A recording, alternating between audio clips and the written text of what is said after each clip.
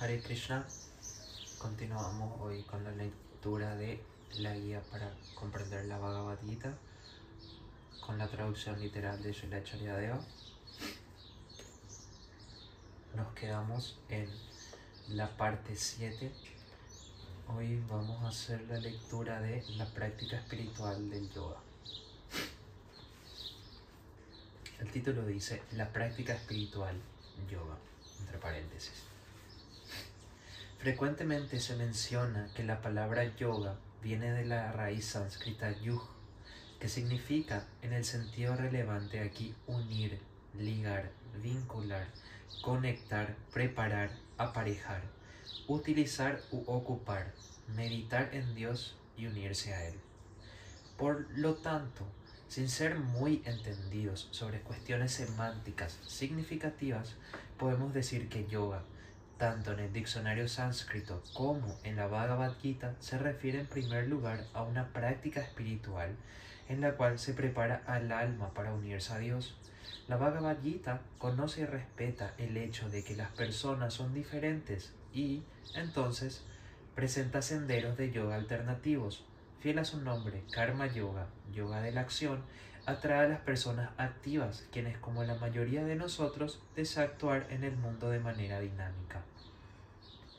Pero espiritualmente, mientras que el Jnana Yoga, yoga del conocimiento, se adecua a aquellos que están inclinados a aproximarse a la verdad de manera intelectual, filosófica. Krishna declara que los senderos de la acción y el conocimiento son en última instancia uno, porque cada uno, bien practicado, otorga el beneficio de ambos. Un karma yogi, diligente y dedicado, ve al alma tanto como lo hace el filósofo espiritualista. Un jnana yogi exitoso debe aplicar el conocimiento en el mundo. Más adelante, en la Bhagavad Gita, Krishna también enseña dhyana yoga, yoga de la meditación, diseñado para el meditador místico. Mientras que Krishna no establece un rango para el karma yoga, el jnana yoga y el dhyana yoga, Krishna sí coloca claramente el bhakti yoga o yoga del amor puro por encima de todos los otros yogas. Cada uno de esos caminos de yoga será discutido separadamente, pero primero explicaré las características generales de todos ellos.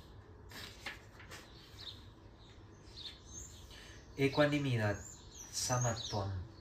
Primero Krishna define yoga como samatvam, ecuanimidad o imparcialidad. Un estado de conciencia estoico en el cual uno permanece incondicionalmente al margen de la atracción y de la aversión mundanas.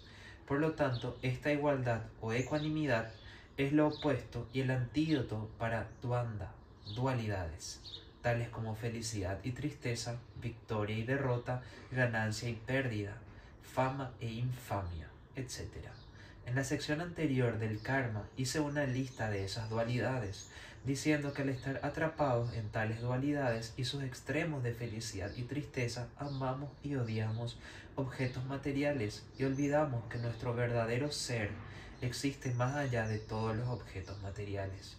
Krishna explica que un verdadero yogi logra tolerar dualidades mundanas de los objetos y situaciones que complacen o desagradan, debido a que todos estos están fuera, es decir, son extrínsecos al alma pura, y en última instancia separados de ella.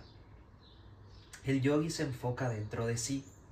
Krishna utiliza este lenguaje de fuera y dentro para describir respectivamente el mundo físico que el alma percibe a través de los sentidos corporales materiales, y a la realidad espiritual interna, la que el alma percibe directamente, es decir, no a través de un cuerpo físico. Por ejemplo, un alma se desapega de contactos externos, el cuerpo físico junto con el mundo físico, por descubrir el placer imperecedero dentro del ser. De esta manera, una práctica de yoga colocando afuera los contactos externos, que es a donde estos pertenecen. Muchas veces Krishna indica conciencia interna mediante la palabra Atmani, dentro del alma, dentro del ser, como en los siguientes ejemplos. Cuando el individuo está satisfecho solo en sí mismo, su conocimiento está fijo. Aquel que se deleita solo en el ser, que está contento en sí mismo, satisfecho solo en el ser, no tiene deberes mundanos. Cuando la conciencia se sitúa solo en el ser, el individuo está de hecho vinculado en el yoga. A donde quiera que la mente deambule, uno debe traerla de regreso al control solo en el ser. Krishna también indica conciencia interior mediante la palabra antar o anterior, como en los siguientes ejemplos. Un yogi es aquel que con felicidad interior, deleite interior y verdadera luz interior vive como Brahman y alcanza nirvana en el Brahman. El yogi más avanzado viene a mí con el ser interior. Sorprendentemente, los yogis ven no solamente dentro de sí mismos, sino que también ven dentro de toda la naturaleza. No deberíamos aferrarnos a la naturaleza externa, sino deberíamos ver a Dios y a las otras almas dentro de la naturaleza. Por lo tanto, un yogi vinculado ve al alma en todos los seres. Quien ve a Krishna dentro de todo y a todo dentro de Krishna nunca está perdido para Krishna, ni Krishna tampoco está perdido para esa persona. Un yogi, permaneciendo en la unidad, adora a Krishna en todos los seres. Quien ve al Señor Supremo residiendo igualmente en todos los seres, ve verdaderamente. Viendo que el Señor está igualmente en todas partes, el individuo no se perjudica a sí mismo. Él entonces viaja por el sendero más elevado. Es el yogi más elevado aquel que, mediante la comparación con sí mismo, ve a donde quiera de manera ecuánime, en alegría o en tristeza.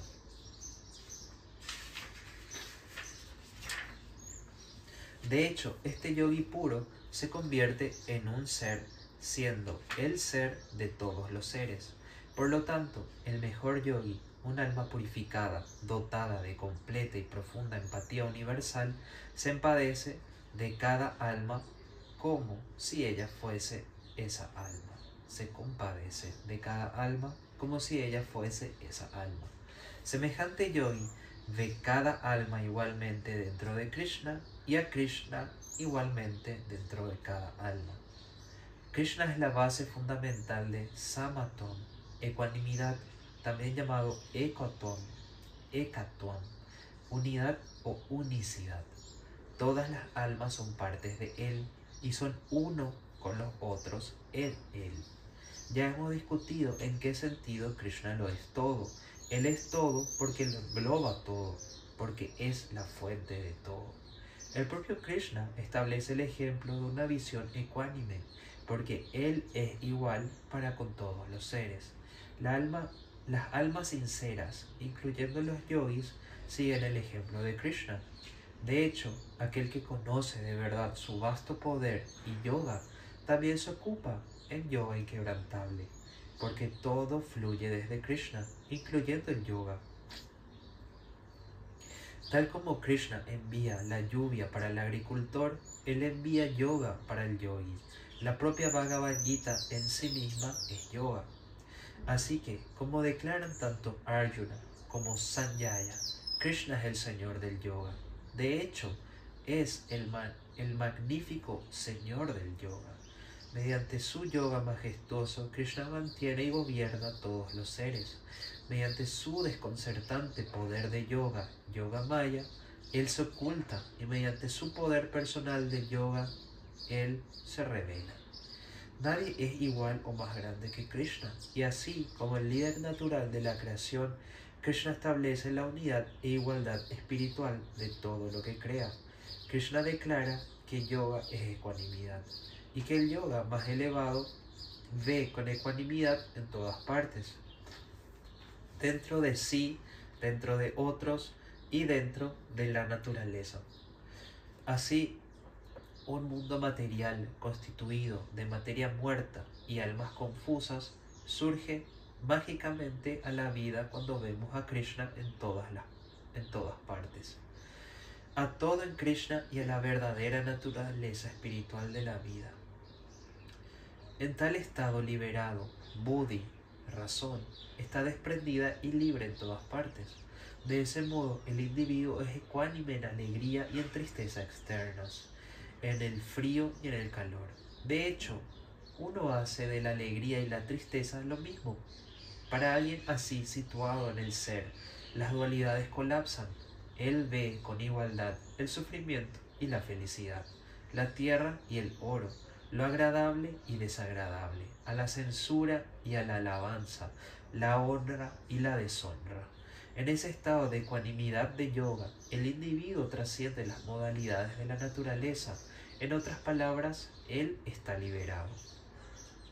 En otro pasaje, Krishna repite que un yogi, literalmente un vinculador, se considera que está vinculado al ver con igualdad a la tierra, a la piedra y al oro. De forma similar, el éxito y el fracaso se vuelven iguales. De hecho, uno los hace iguales.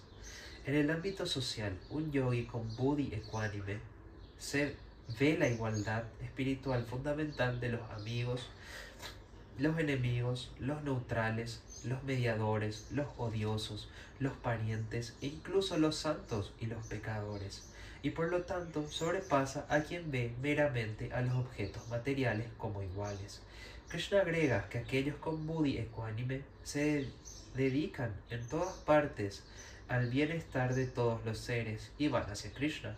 En otras palabras, visión ecuánime no es meramente conciencia pasiva e indiferente, sino que la visión poderosa de que todo ser vivo es espiritualmente igual a nosotros mismos y de ese modo es parte de una única familia divina. Con esta visión, el individuo puede cumplir con el célebre mandamiento de amar a tus semejantes como a ti mismo, con la sublime adición de que todos los seres vivos, no solo los seres humanos, son nuestros semejantes. No hace falta decir que una visión de vida como esta traería espectaculares beneficios ambientales. Samatvam, ecuanimidad espiritual, requiere e inspira la verdadera compasión más allá del apego y el odio que comúnmente infecta las causas políticas y sociales. Dichas causas basadas en dualidad siembran la semilla de la hostilidad futura, incluso aunque estén dirigidas a conflictos presentes. Por lo tanto, Krishna describe a quienes son los más queridos para él de la siguiente manera: ellos no odian a ningún ser, son amigables y especialmente bondadosos con todos los seres. No tienen sentidos del ego o posesividad, son ecuánimes en la alegría y en la tristeza y están inclinados al perdón. Además son ecuánimes para con enemigos y amigos, ecuánimes en la honra y en la deshonra, el frío y el calor, la felicidad y el sufrimiento, la fama y la infamia, porque ellos son yogis siempre satisfechos. Aquí ecuánime para con amigo y enemigo no significa que un yogi es alguien impotente e impráctico, sin esperanza. Recuerden que Krishna enseña eso a Arjuna, un guerrero activo que Krishna instruye a luchar. La ecuanimidad de la cual Krishna habla es un estado espiritual de la mente que otorga poder incluso a un guerrero para actuar de la mejor manera posible. De esta manera, después de la batalla de Kurukshetra, Arjuna y sus amigos gobernaron el mundo con bondad para con todos, incluso con sus antiguos enemigos. Hablando de todos los sabios, extienden su visión ecuánime y bondadosa para toda la vida, una vez que todo ser viviente es parte de Dios. De ese modo, el sabio ve con visión ecuánime tanto a las personas de alta como de baja clase, así como a las vacas, los elefantes y los perros. Esa es la naturaleza de Brahman, espíritu, la de ser ecuánime para todos. Por lo tanto, el individuo cuya mente se sitúa en ecuanimidad se sitúa en Brahman. Habiendo alcanzado la existencia Brahman espiritual pura, el individuo es igual para con todos los seres y alcanza el más elevado amor por Dios. Krishna deja en claro que un yogi avanzado tiene una visión ecuánime en todas partes e inteligencia ecuánime en todas partes. Al escuchar de este ambicioso proyecto cognitivo, Arjuna protesta que eso es muy difícil de alcanzar, puesto que la mente es inconstante e inestable. Sin embargo, Krishna le asegura que por la práctica espiritual sincera y desapego se puede de hecho alcanzar ecuanimidad. Entonces Arjuna pregunta sobre el destino de un yogi que lo intenta y falla. La respuesta de Krishna inspira y reconforta al practicante espiritual. Nadie que haga el bien en este mundo encuentra un mal destino al final. El yogi que no alcanza el éxito nace en un mundo superior, llevando una vida bendita por largos años celestiales, y luego tiene un nacimiento privilegiado en la tierra. O el yogi fracasado renace directamente en la tierra, en una familia de espiritualistas sabios, donde la conciencia y prácticas espirituales son revividas rápidamente y la perfección es alcanzada al final. Como se dijo, esta perfección implica visión ecuánime mediante la práctica espiritual, lo cual siempre implica la obtención de la existencia Brahman. El yogi vinculado en Brahma Yoga disfruta de un placer imperecedero. De hecho, el placer más elevado viene al yogi que vive como Brahman. Krishna enseña que se practica yoga para purificar el ser y que el yogi sabio alcanza sin demora al Brahman, la liberación del karma. Aún así, él también enseña que el acto de yajna, ofrenda, es el único camino para liberarse del karma. Es el yajna y no el yoga lo que transforma a la ofrenda y a quien la ofrece, así como la oblación al fuego y a la recompensa al Brahman. ¿Cuál es entonces la relación entre yoga y yajna?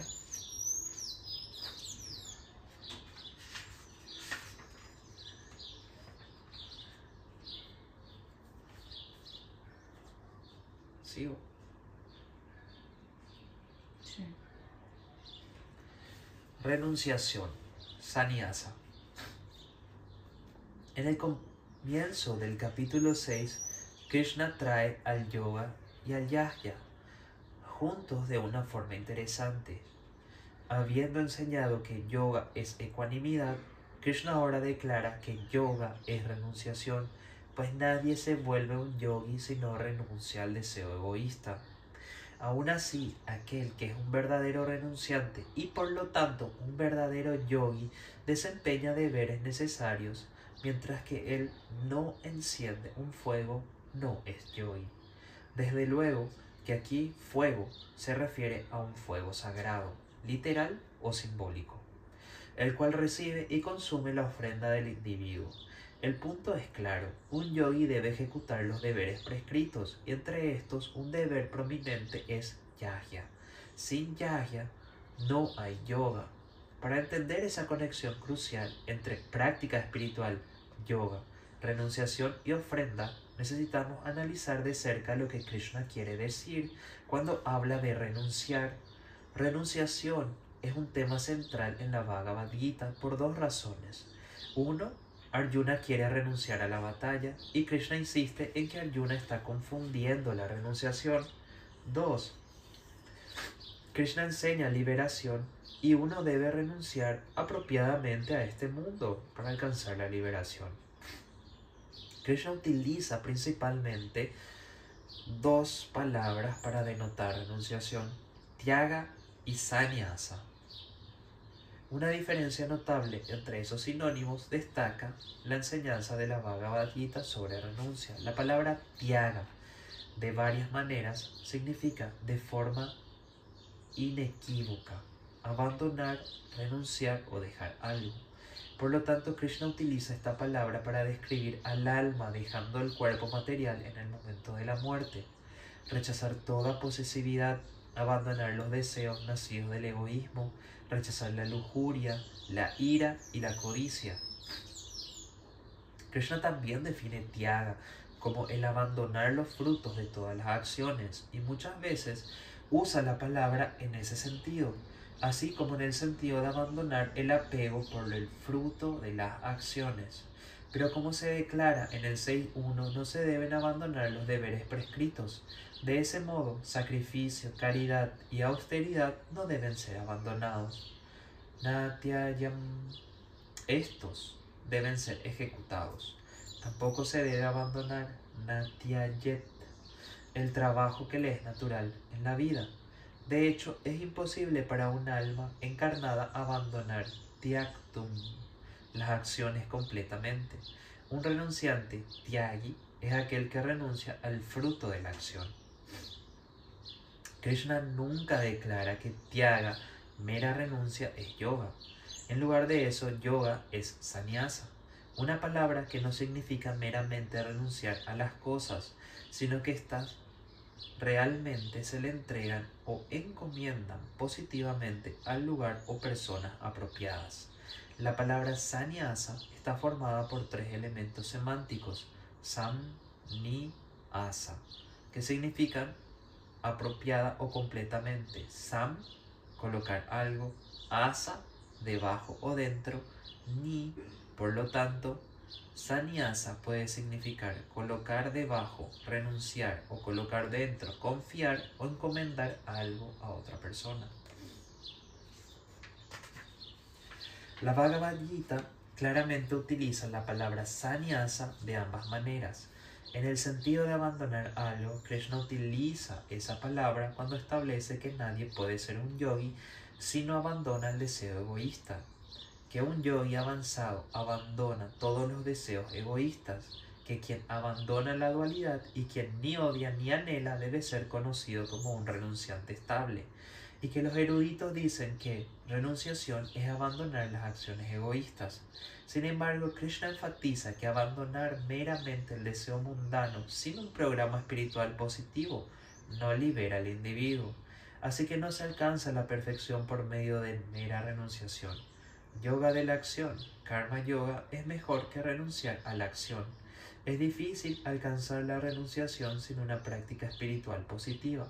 Un renunciante sannyasi debe desempeñar deberes prescritos, y la renunciación de los deberes prescritos es algo inapropiado. Krishna utiliza la palabra sannyasa para mostrar que un yogi no solo renuncia en el sentido negativo de rechazar, sino que lo hace en el sentido positivo de colocar las cosas a donde ellas pertenecen, entregándolas, encomendándolas a Dios. En los ejemplos siguientes yo traduzco el verbo sannyasa como confiar o encomendar. Consciente del ser superior, el individuo encomienda todas las acciones a Krishna. Con un yoga plenamente enfocado, el individuo encomienda todas las acciones a Krishna. Con conciencia y devoción, el individuo encomienda todas las acciones a Krishna. Recordemos que en este mundo debemos actuar en todo momento, y que la única acción que nos libera del karma es el yajna, ofrenda. El yoga, en su sentido más elevado de práctica espiritual, es ciertamente una actividad, y es así que el yoga nos puede liberar solamente cuando se realiza como una ofrenda. Por lo tanto, Krishna afirma que sin una práctica espiritual positiva, la mera renunciación conduce a la infelicidad, mientras que un sabio ocupado en yoga alcanza el absoluto. Así que después de explicar cómo una ofrenda espiritual espiritualiza al artículo que se ofrece y a quién lo ofrece, Krishna describe enseguida cómo es que los yogis ofrecen sus diversas prácticas de yoga al divino, inclusive ejercicios respiratorios, meditación y estudio sagrado. Krishna concluye en el verso 4.30: todos estos yogis conocen de hecho el sacrificio. El sacrificio remueve sus pecados. Comiendo el remanente nectario del sacrificio, ellos van hacia el Brahman eterno. Claramente las técnicas de yoga por sí solas, respirar, enfocar, etc., no disipan el karma, porque sin una ofrenda devotada son simplemente actos físicos y mentales. El individuo desenvuelve un vínculo yoga con el absoluto a través de yajna, ofreciendo sus acciones de yoga a Dios. Krishna reafirma entonces lo que dijo en el verso 3.9: Ni este mundo ni cualquier otro se destina para aquellos que no hacen ninguna ofrenda o que dudan de estos hechos. Así que el yoga nos libera cuando ofrecemos a nuestra práctica espiritual a Dios. El yoga proporciona la técnica y la disciplina, y el yajna de la intención y la devoción que inspira y espiritualiza la disciplina. Como está indicado por el término yoga yajna, la ofrenda del yoga es el yajna, lo que transforma la materia en espíritu y disuelve el karma. En la lista de las acciones que jamás se deben abandonar, es decir, la ofrenda, la caridad y la austeridad, es notable la ausencia del yoga. El yajna destruye nuestro kalmasa, impurezas. El yogi purificado ve a Dios y a las almas por todas partes con la sublime visión ecuánime del yoga. De hecho, la bienaventuranza del yoga viene al yogi cuyo kalmasha, impureza, es así destruido. Quien no gira la rueda cósmica de recibir y retribuir mediante una ofrenda y que por lo tanto es un ladrón que vive en vano, difícilmente puede ser un yogi espiritualista. Todas las almas deben hacer ofrendas y el individuo debe ofrecer su yoga a Yogeshvara, Krishna, el señor del yoga. Repito, de la misma manera en que Krishna le envía la lluvia al agricultor que ejecuta yajna. Él provee el yoga al yogi devoto. Finalmente, como se ha mencionado, Krishna describe su enseñanza, la Bhagavad Gita, como yoga, y al final declara que quien estudia esa enseñanza honra al Señor a través de la ofrenda del conocimiento, yajna, perdón. Nuevamente el yoga es una ofrenda, y en ese caso el individuo ofrece a Krishna sus estudios por estudiar su libro. El yoga supera al yajna mundano, pero el yajna espiritual es la estructura de todos los senderos espirituales. El yoga es un subconjunto del yajna, pero nunca se puede decir que el yajna es un tipo de yoga. El yajna es el sine qua non, la única actividad y acción requeridos para almas atrapadas en la rueda del karma y que buscan liberarse del nacimiento y la muerte. Así que el individuo debe practicar yoga con un espíritu de ofrecimiento devotado. Ok. Un poquito largo. ¿Cuántos minutos duró la lectura? 27. 27 minutos. Bueno, todavía tenemos tiempo para un pequeño comentario. Entonces, en esta parte que estamos leyendo, que habla de yoga, Srinacharya está hablando de yoga, habla de samatvam, de ecuanimidad, y también describe sannyasa o renunciación. Para unir su explicación acerca de yoga, de ecuanimidad y de renunciación, habla de yajna, de ofrenda o de sacrificio. Entonces comienza explicando que yoga es lo que une. Da el ejemplo de unirse a Dios, meditar en Dios, unirse con Dios, conectarse con Dios. Después menciona que el yoga tiene dos características principales para que sea yoga, o que desarrollan, o que se desarrollan con la práctica del yoga: la ecuanimidad y la renuncia. Y está hablando de ecuanimidad y renuncia ligados con el proceso de ofrecer. Entonces lo que está haciendo es una explicación bastante práctica y racional de cómo uno alcanza una plataforma espiritual o cómo uno se conecta con Dios, cómo uno conoce a Dios, inclusive cómo uno se conoce mejor a sí mismo y cómo uno se conduce en este mundo de forma exitosa. Primero comienza hablando de lo que sería la parte psicológica o intelectual cuando habla de la ecuanimidad, porque dice que alguien que practica yoga tiene que hacerlo con ecuanimidad y que desarrolla ecuanimidad, porque la ecuanimidad es una verdadera característica del yoga. Es al mismo tiempo que es un requisito, es un síntoma. Entonces una persona que practica yoga puede tener una visión ecuánime en las circunstancias. Habla de un carácter estoico al comienzo, o sea, alguien que no se ve profundamente afectado por la felicidad, por la tristeza, por la fama, por la infamia. Habla de alguien que tiene suficiente entereza mental, emocional, y que esa estabilidad emocional y psicológica es consecuente con sus acciones.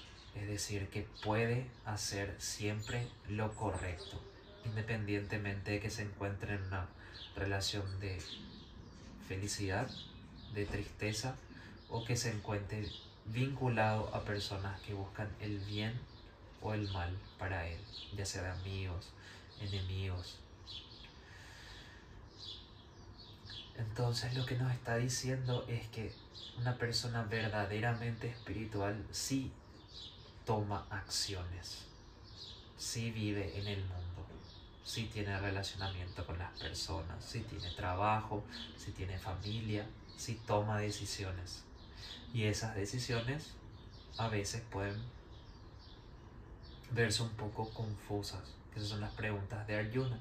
Por eso es que después habla de sannyasa y de renunciación. Porque Arjuna, estando en una situación en la que él no quería pelear una batalla, él se puso en una situación un poco exagerada de un supuesto pacifista, ¿verdad? Porque él decía que en esa política de ser pacifista, de no tomar acción en una batalla, él iba a evitar la muerte y que la muerte iba a traer desgracia. Pero en realidad, si él no peleaba contra esos tiranos, la muerte y la desgracia iba a ser mayor.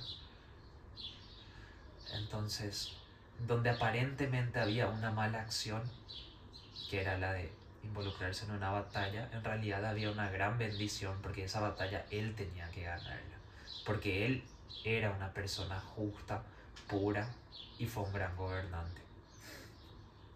Entonces también está el ejemplo de la renunciación a las riquezas. Acá habla de, también menciona la palabra tyagi, y también explica que sannyasa es renunciación, desapego y poner las cosas en su lugar, de lo que verdaderamente son. Por ejemplo, monjes que hacen voto de pobreza son personas que no tienen nada, igual que un vagabundo que no tiene nada, alguien que vive en la calle de forma miserable, andrajoso, muchas veces por propia elección o por situaciones de la vida. Son realmente iguales que un monje que decidió no tener nada. ¿Qué valor tiene la renuncia a las propiedades en ese caso? En el caso de alguien que no está haciendo nada, o sea, que su renuncia no trae ningún beneficio ni para él ni para la sociedad, no tiene ningún valor ese voto de pobreza, en el caso de un vagabundo, o en el caso de un monje que no esté verdaderamente devolviendo su conocimiento a la sociedad, o no esté haciendo obras en beneficio de la gente. Entonces, ahí es donde muchas personas en ignorancia juzgan la riqueza como un mal, como diciendo que el dinero es el demonio y que los hombres ricos son malvados por ser meramente ricos, ¿verdad? Y si estos hombres ricos hacen un bien con su riqueza, entonces definitivamente tiene más valor el esfuerzo por acaudalar riqueza de un hombre rico que volca esa riqueza en beneficio de los demás, que el de un monje que toma un voto de pobreza y solamente se aísla y solamente busca su salvación personal. Por eso es que Sannyasa, él aclara que es poner las cosas donde tienen que estar. Entonces, una mera renunciación, renunciar porque sí a las cosas, sin tener un motivo, no tiene ningún valor. ¿Y cuál es el motivo que verdaderamente le da valor a las cosas? ¿La pobreza o la riqueza? Porque él está hablando de ecuanimidad. Riqueza o pobreza en realidad no tienen ningún valor en este mundo. Si tu pobreza o tu riqueza, o tu acción o tu no acción, tiene una finalidad espiritual, es ahí donde está el valor. Por eso es que habla de yaya, de sacrificio. Y dice que la intención que se pone en el sacrificio, en la ofrenda, en la acción, en la finalidad, en el plan que se ejecuta, es lo que purifica los objetos que se purifican, que se ofrecen, la acción y al que ejecuta esa acción. Si la mera filantropía de un millonario no le ayuda a las personas a elevarse espiritualmente, entonces no tiene ningún valor. Si la mera renuncia a las riquezas de alguien no les ayuda a elevarse espiritualmente, entonces no tiene ningún valor. Lo que verdaderamente le da valor a las acciones que deben ser ejecutadas con ecuanimidad y renuncia es el motivo, y ese motivo es Krishna, Yogeshvara, el Señor del yoga. Esa es la intención. Cuando Krishna es la finalidad de tu ofrenda, de tu sacrificio, de tu acción, es cuando verdaderamente tiene la capacidad de elevarte ese yoga, de conectarte con Dios.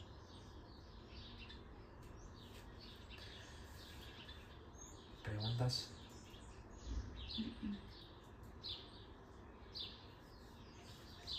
¿Cuánto?